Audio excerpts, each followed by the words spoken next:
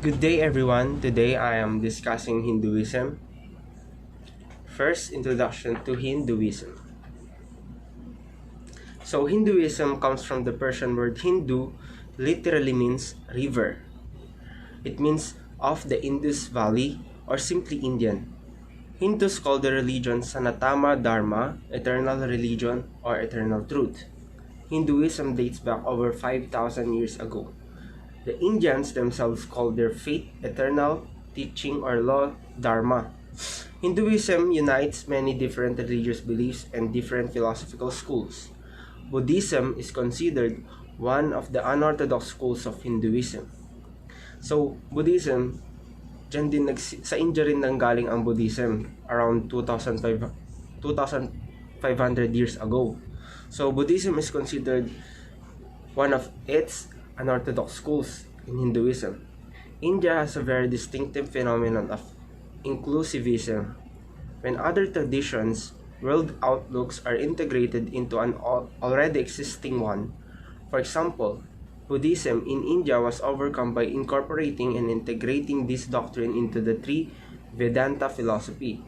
It was declared that Gautama Buddha is the ninth avatar of Hindu god Vishnu, who came down to the world with heretic teaching in order to bring together all heretics and thus protect them from a karmic burden growing heavy. So, kaya rin nila sinasamba si Buddha kasi isa daw siya sa mga ninth avatar ni Hindu god Vishnu. Next, ito yung mga periods of the formation of Hinduism tradition. Unang-una is Pre-Vedic. So, Pre-Vedic dates back in 3000 to 2000 BC.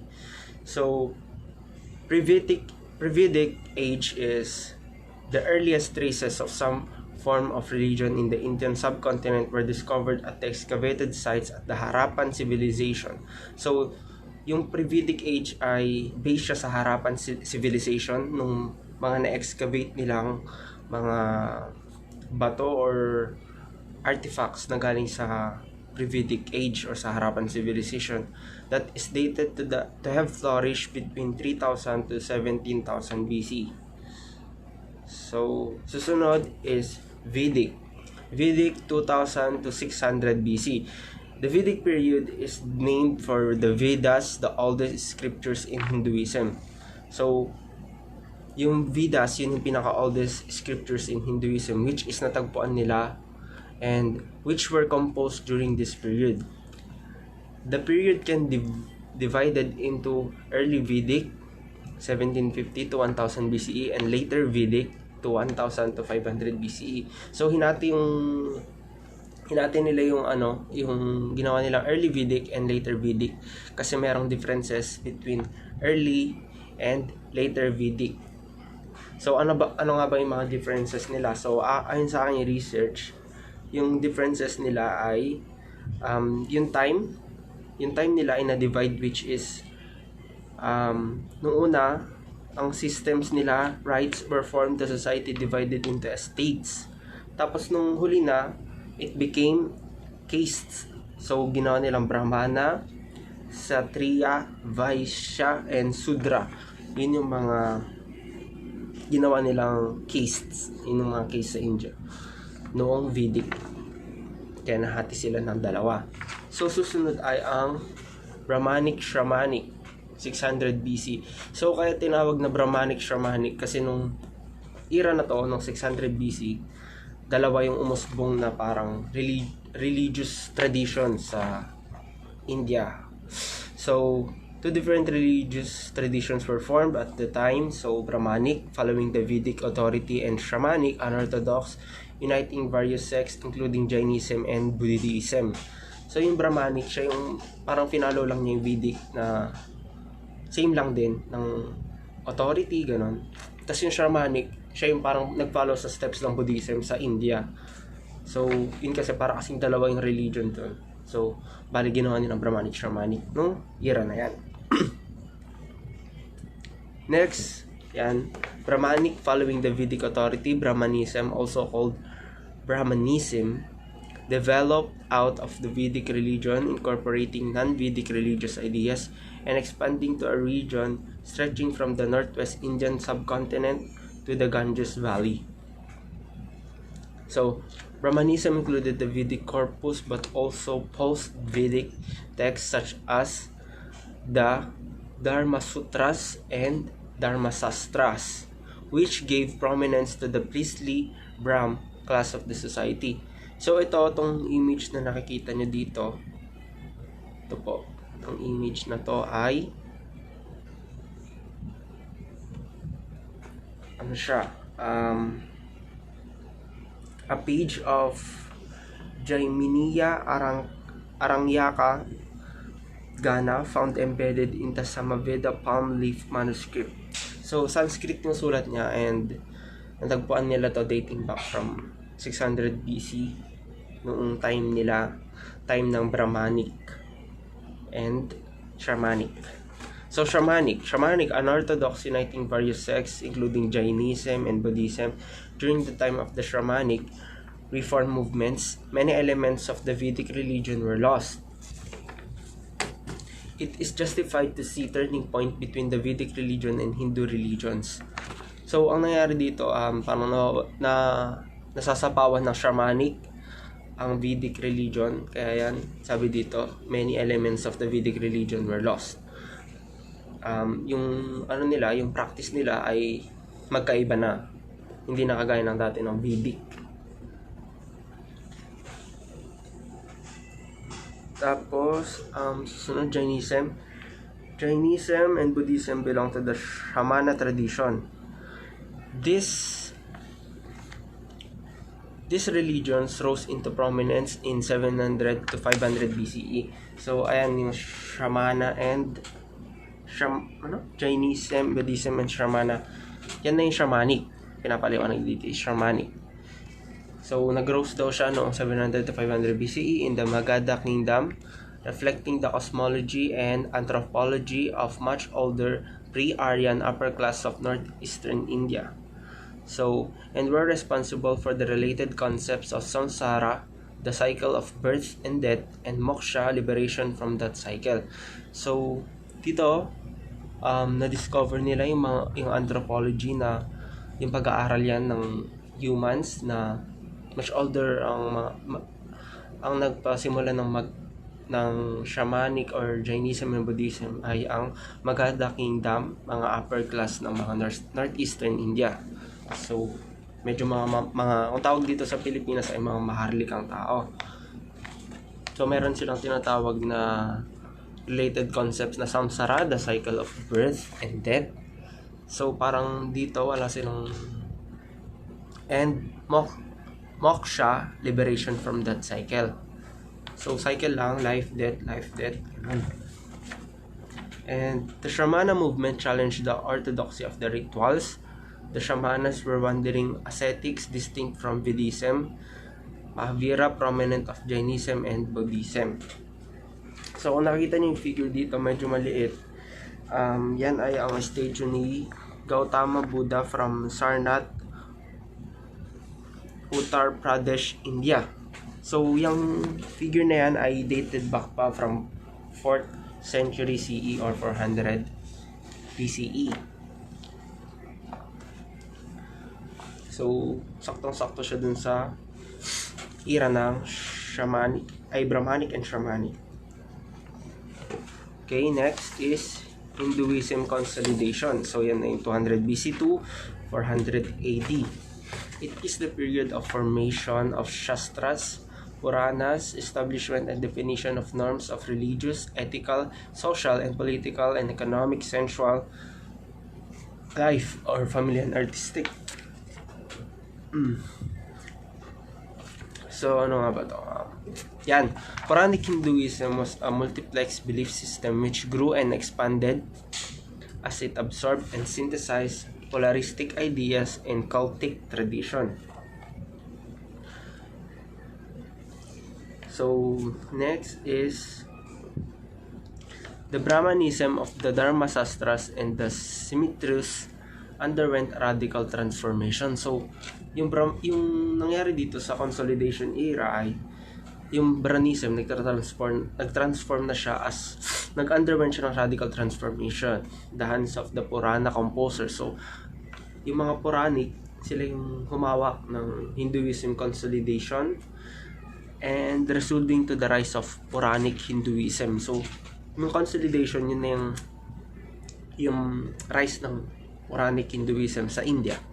So as you can see, ayan yung parang Puranic figure noon.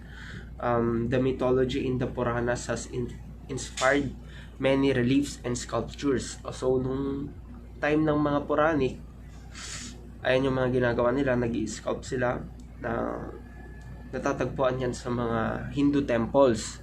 So yung nakikita nyo dyan, yan yung the legend behind the Krishna and Gopis relief above the described in the Bhagavata Purana. So dated back yan ng 220 AD yung figure na yan.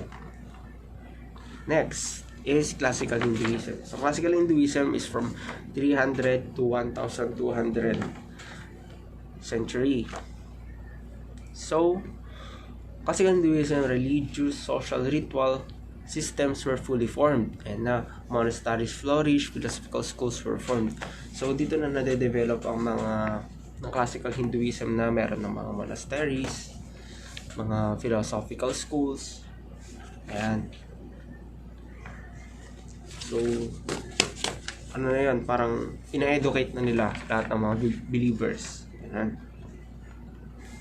So the epic and early Puranic period from 200 BCE to 500 CE saw the classical golden age. So ito yung golden age ng India o ng Hinduism, which coincides with the Gupta Empire. So pinakasikat yan, Gupta Empire. Kung marirecall nyo, parang naririnig nyo yung Gupta Empire. This period of 6 branches of Hindu philosophy evolved, namely Samkhya, Yoga, Nyaya, Vaisheshika, Mimamsa, and Vedanta. Yung mga philosophy na nag-rise noong classical age or the golden age. During this period, power was centralized along with a growth of near-distance trade, standardization of legal procedures, and general spread of literacy. Mahayana Buddhism flourished, but Orthodox Brahmana culture began to be rejuvenated by the patronage of Gupta dynasty, who were Vaishnavas. So yung Gupta Empire, yun yung Gupta dynasty. Sila yung humawak man sa India for about like 1,000 years. So next is Islamic influence. So dito, susunod dito ay ito yung Islamic influence from 1200 to 1757 century. The mystical movement of Sikhs emerged in India.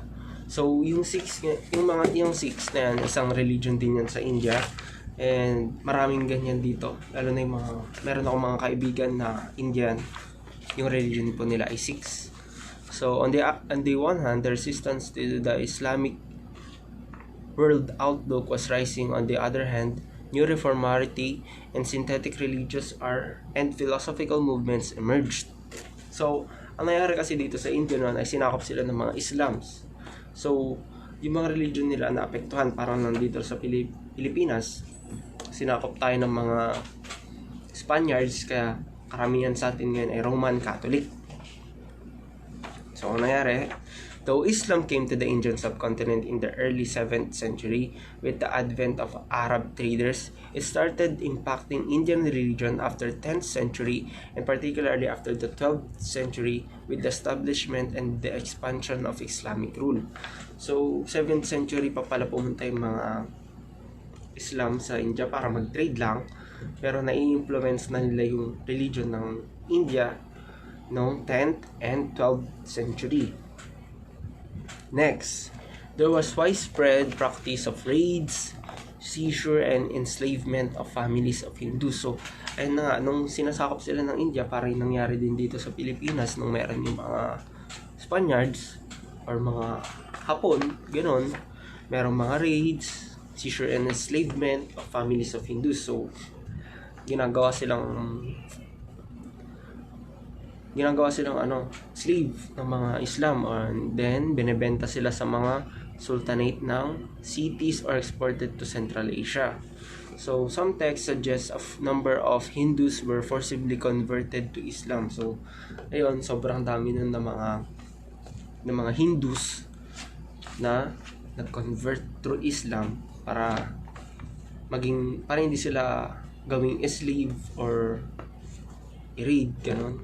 So ito, nakita nyo itong temple dito. Yung temple na yan ay ang Kashi Vishwanath Temple, and sinira yan noong 1658 ng mga army ng Delhi Sultan. So sinira yan ng mga Islam. And dito na tayo, last but not the least, modern Hinduism, 1757 to the present. So after ng Islam, meron naman naging British colonialism ang India, and influenced trends for adaptation to the Western culture, as well as the emergence of resistance and national liberation movements. Political and religious activities were intensified outside India. With the onset of the British Raj, the colonization of India by the British, there also started a Hindu Renaissance. So parang nangyari dito sa mga British, sinuport nila yung Hinduism, yung tradition ng India. So Renaissance in 19th century, which profoundly changed the understanding of Hinduism in both India and the West. So next, Hinduism is followed by around 1.1 billion people in India. So other significant populations are found in Nepal. Sa India, 11 billion people ang Hindu. Tapos sumunod doon ang Nepal. Meron silang 23 million. So almost yung population ng Nepal ay mga Hindu rin. Tapos sa Bangladesh, 15 million. Indonesian island of Bali, 3.9 million. So halos lahat sa Bali Island meron silang population ng 3.9 million.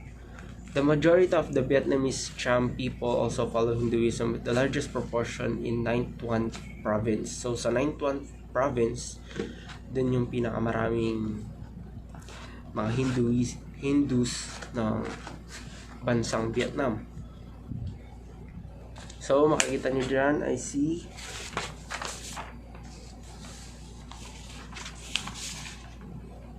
si Swami Vivekananda was a key figure in introducing Vedanta and yoga in the Western world, raising interfaith awareness and making Hinduism a world religion. So, siya yung nagpalaganap lalo ng Hinduism sa buong mundo. Siya si Swami Vivekananda. Siya ang nag-introduce ng Vedanta and yoga in the Western world. So, that's it guys. Susunod na po dito ay ang next na reporter. Thank you. Let's proceed to the most important text in Hinduism. So number 1 is the Vedas, or collection of religious texts written in Sanskrit, which is believed to have been created by gods. Actually, Vedas is oldest scriptures of Hinduism, and it is structured in 4 different collections containing hymns, poems, prayers, and religious instructions. These 4 collections is, number 1 is the Rig Veda, or the Veda of hymns. It is the oldest and most important in 4 Vedas, and it contains the hymns about their methodologies. And the second one is the Yajur Veda, or the Veda of instructions. So basically, from the word instructions, it consists of instructions for religious rituals. And the third one is the Sama Veda, or the Veda of holy songs, and it contains the hymns for religious rituals. And the last one is the Atharva Veda, which contains the spells against enemies, disease, and sorcerers. So the second one is the Upanishads. It is very important for all Indian religions, especially significant are samsara, karma, and moksha doctrines formulated. Actually, Upanishads means to sit next to the teacher or um, coming coming near to. Actually, Upanishads played an important role for the development of spiritual ideas in ancient India, and it discussed the importance of inner harmony, self-awareness, and inner sacrifice as we come near to God. So, the third one is the Shastras, or the collections of treatises. Actually, Shastras is the manual of instructions, a book of knowledge, a religious treatises, or a sacred book. And it can also be a technical manual that explains the regulations and standards of an artistic or cultural disciplines. Shastras consists of three independent parts.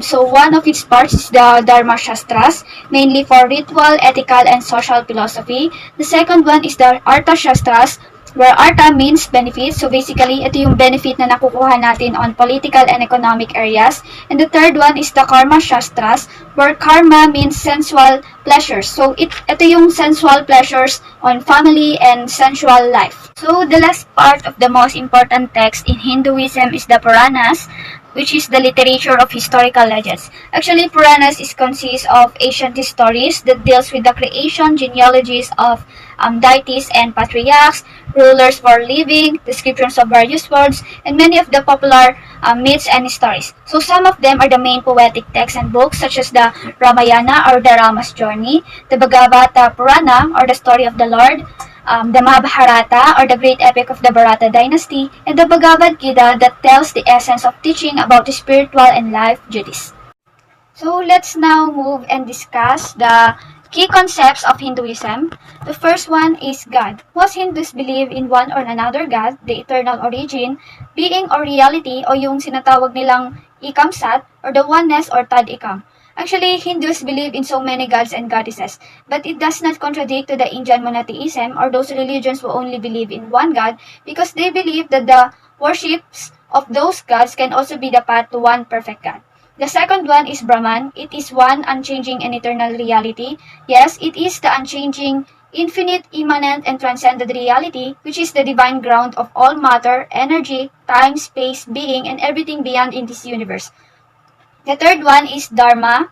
Hindu representatives call their faith Dharma or eternal law. Actually, it is the eternal order that rules the universe and the law or duty that governs one's life. So basically, ito yung mga banal na batas at prinsipyo na dapat sundin at kilalanin ng mga tao upang makamit nila yung landas ng pagiging perpekto at yung tinatawag nating eternal happiness in this life and to the next life. So the fourth one is samsara, the cosmic cycle of life and death. Example is the continuous change of lives. Yes, samsara, it is the cycle of birth and death, and it refers to the process of passing from one body to another throughout all species of life. So let's now proceed naman to the fifth one, which is the karma. It refers to the human's deeds, thoughts, desires, preferences, and beliefs determining his or her presence in the rebirth cycle. So actually, karma is like causes produces like effects. That is, good deeds will lead to future beneficial effects, while bad deeds will lead to future harmful effects. Ganyan. The sixth one naman is the moksha. It is the liberation from the cycle of death and rebirth. So basically, ito yung the end of death and rebirth cycle. And Hindu traditions considered it as the ultimate goal of life. And it is achieved by overcoming ignorance and desires and true union with God. So, the seventh one is the Jnana Vidya, which means recognition or knowledge. Actually, it is a Sanskrit term meaning spiritual knowledge or wisdom. It denotes a knowledge of the self that is inseparable from the divine. And it is also about understanding our true self or improving our self-awareness. Because our essence in this world is also about understanding and finding our true self. The next one is the Ajnana Avidya, the opposite of Jnana Vidya, which means ignorance or delusion. It is a lack of wisdom or not to be wise. And this ignorance that we experience is the ignorance of understanding our true self or losing our self-awareness. The number 9 is dukha, which means dissatisfaction or sufferings. It is also commonly translated as unhappiness, pain, or stress. So everyone is suffering caused by karmic dependency, but it is not a suffering in terms of punishment or para sa ikakasaya ng ibang tao dahil kaya tayo nagsasuffer, but because dukha lies in being of all living beings. And we can only freed ourselves from suffering by or through elevating our consciousness and liberation from ignorance. Let's proceed to number 10, which is yoga. Actually, yoga means yoke or connection. Hindus practice yoga in order to attain through purification, concentration, and meditation a higher state of consciousness and thereby find supreme knowledge, achieve spiritual autonomy, and realize the oneness with the highest. So, Bhagavad Gita indicates 3 paths of yoga. Number 1 is the karma yoga. It is the path of unselfish action. It is about doing your duty at your best without any involvement of ego or attachment. The second one is the Jnana yoga. It is a spiritual practice that pursues knowledge with questions such as, who am I? What am I? Among others.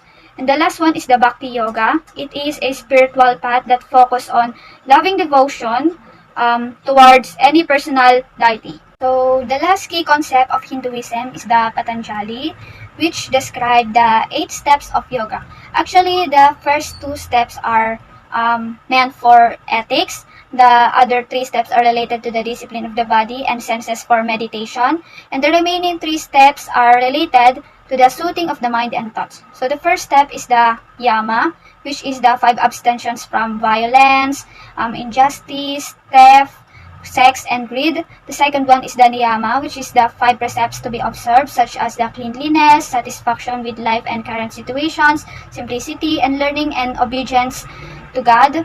And the third step is the asana, or the body postures and positions. The fourth one is the pranayama, or the control of breath. The fifth one is the pratyahara, or the withdrawal of the senses from external objects. The sixth one is the dharana, or the concentration of thoughts on one object. The seventh one is dhyana, or the meditation of that object. And the last step is the samadhi, which is the complete oneness with the object of meditation in contemplation. The ethical dimension of Hinduism.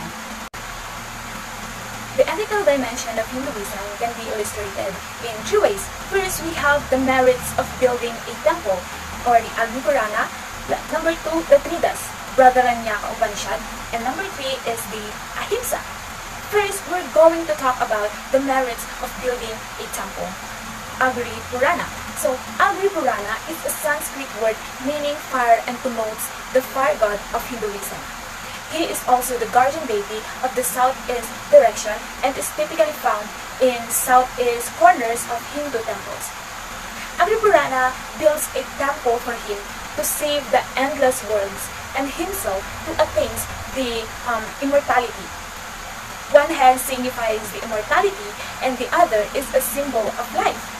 Agni is closest to mankind among all divine icons because of its indispensability in daily life. That is why it is more worshipped at home than in temples. There is a Puranic text describes the merits of building a temple for God, or God becomes the paradigmatic ethical act. Among other things, one is freed from all sins, is equivalent to offering sacrifices, and makes one truly pious. It also suggests very concretely that certain ethical acts go beyond this life and offer and affect the past and the future. There is this part of Agni says that building a temple, one takes his family 100 generations past and 100 to come to the region of Akyuta. The word temple here is not meant into the structural build temple. Let us look at the deeper meaning, or the deeper side of it. It is meant that building a temple is like building a group of family with good deeds. So let's move on. Second is the Tridas Bradaranyaka Upanishad. The Tridas have three different creatures, which is the Damyata, Data, and Dayadvam. The Data, Dayadvam, and Damyata are from Hindu mythology, specifically from the second Brahmana. In this Brahmana, the gods ask Devas and Asuras to have self-control and ask mankind to be charitable. Damyata means restraint or self-control. The Data means giving, and the Dayadvam means compassion. The term Data, Dayadvam, and Damyata is signified in what is the thunder set in the poem entitled The Wasteland. In this poem signifies a possible way of escaping from the malaise of the fractured modern-day existence. The terms respectively mean give, be sympathetic, and control, which could collectively be interpreted as a way of dealing with the chaos and disorder of post-war life. Also, it suggests that mankind needs to follow these instructions in order to avoid a repeat of World War I. In the poem The Wasteland, the thunder becomes audible, the, which may be German for der, and the thunder being there, audible but in the distance. And then Data, Dayadva, and Damyata. In order they mean give, compassion, and control. This comes from the Bradharanyaka Upanishad, which is an ancient philosophical text containing Hindu and Buddhist concepts. Among these concepts and statements are three duties: giving, compassion, and control. These are things each individual must sacrifice to gods, to other people, animals, and so on. It is part of the lessons of ethical responsibility for each person. And lastly is the ahimsa. First, let's tackle the definition of ahimsa. Ahimsa means non-injury or non-violence. To some extent, it is an ancient Indian principle of non-violence which applies to all living beings. According to Gandhi, this is a Hindu tradition in terms of the formulation Indian nationalism. Basically, for Gandhi, which he believed that the Bhagavad Gita's Karma Yoga refers to the active involvement in regards of the political world. That refers to the selflessness, which means an individually cares more about others rather than to yourself or to himself. And this passion, which means you will not let your emotions being involved and the quality of being unemotional.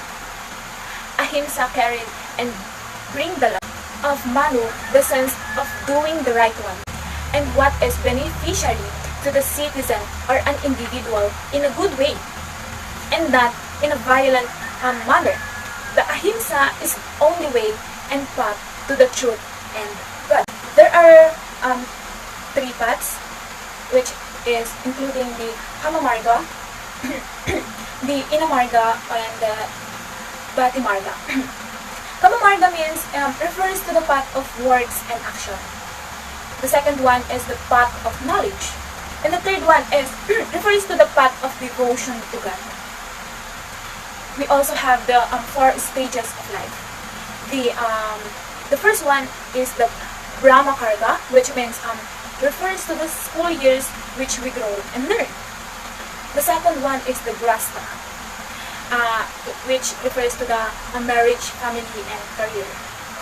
Third is Vanaprastha, refers to the attention in regards of the spiritual things.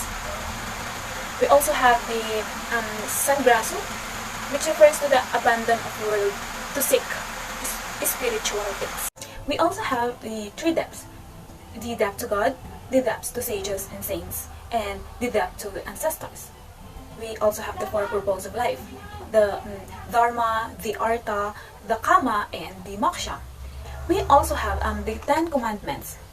Number 1 is the Ahimsa, 2 is Satya, 3 is Asteya, 4 is Brahmakarya, 5 is Aparigraha, 6 is Sosha, number 7 is Santosha, number 8 is Tapas, 9 Sadhyaya or the Vadhyaya, and number 10 is the Ishavara Prani Dana.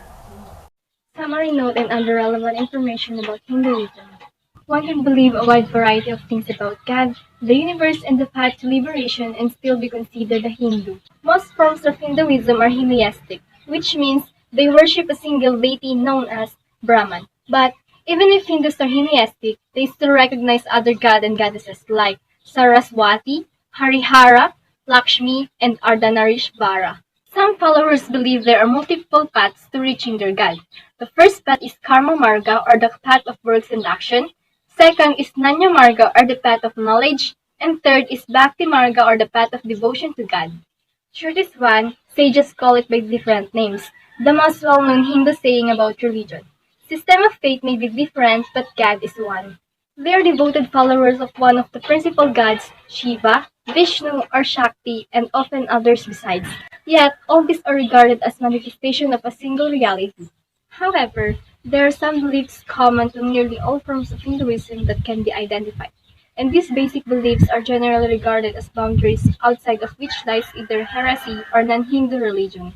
These fundamental Hindu beliefs include the authority of Vedas, oldest Indian sacred text, Brahman, eternal reality, reincarnation, the transmigrate of soul from one body to another at death, and the law of karma that determines one's destiny both in this life and the next.